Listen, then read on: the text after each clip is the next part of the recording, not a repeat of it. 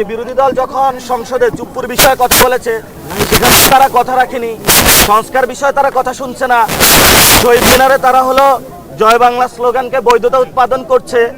আমাদের 1971 সালে আমরা রাজনৈতিক, সাংস্কৃতিক এবং অর্থনৈতিকভাবে মার্জিনালাইজ ছিলাম, তো ফলত আমরা সবাই যুদ্ধে গিয়েছিলাম, কিন্তু সেই যে আমাদের অধিকার এটা কিন্তু আমরা বুঝে পাইনি। এবং পরবর্তীতে 24 আন্দোলনটা হয়েছিল একই কজে, কিন্তু আমরা এখন দেখতে পাচ্ছি যে এই ডেমোক্রেটিক যে একটা যাত্রা, এই যাত্রার পরে যেখানে 24টা মানুষের সামনে অনেক বড় হওয়ার কথা ছিল, কিন্তু বাংলাদেশে 24-এর যে গণ অভ্যুত্থান জুলাইকে নাই করে দেওয়া হচ্ছে।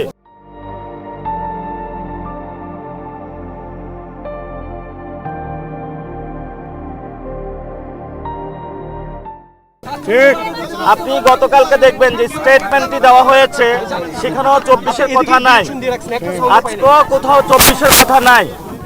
আমরা যেটা বলবো, যদি সংস্কার পার্লামেন্টে বাস্তবায়ন না হয় সেটা মাঠে গড়াবে এবং রাজনৈতিকভাবে সেটার ফয়সালা হবে।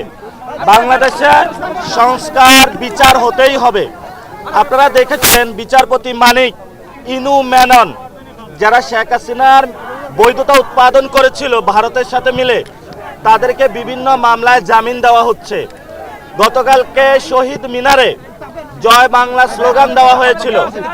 আমাদের এখনো বিচার হয়নি যারা শহীদ ফ্যামিলি এবং আমাদের যারা আহত বাইরে রয়েছে তাদের এখন আমরা বিচার বুঝে পাইনি। এমত অবস্থায় যখন জয় বাংলা স্লোগান হয় এই সরকারের তত্ত্বাবধানে, তখন এটা আমাদের আশঙ্কা সৃষ্টি করে যে ইলেকশনটা ইন্ডিয়ার সাথে একটা নেগোসিয়েশন করে হয়েছে এবং আওয়ামী লীগের সাথে নেগোসিয়েশন করে হয়েছে। ফলে আমরা সরকারকে আহ্বান জানাবো এই জায়গা থেকে সরে আসার জন্য।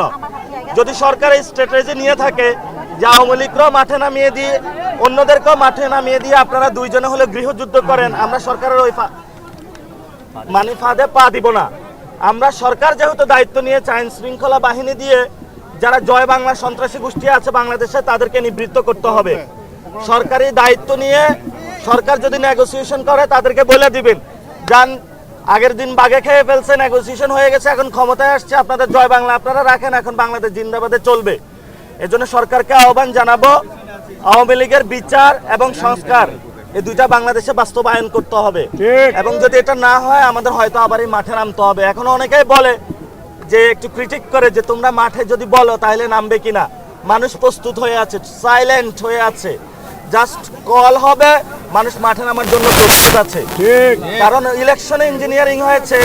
ইলেকশন পরবর্তীতে আমরা দেখলাম যে বিরোধী দল যখন সংসদে চুপ্পুর বিষয়ে কথা বলেছে সেখানে তারা কথা রাখেনি, সংস্কার বিষয়ে তারা কথা শুনছে না, শহীদ মিনারে তারা হলো জয় বাংলা স্লোগানকে বৈধতা উৎপাদন করছে এবং আমরা আরো দেখছি ভারতীয় যে চুক্তিগুলো সে বিষয়ে তারা কথা বলছে না। তো তাহলে তো আমাদের রাজপথ ছাড়া কোনো উপায় নাই, আমাদের রাজপথে যেতে বাধ্য হবে।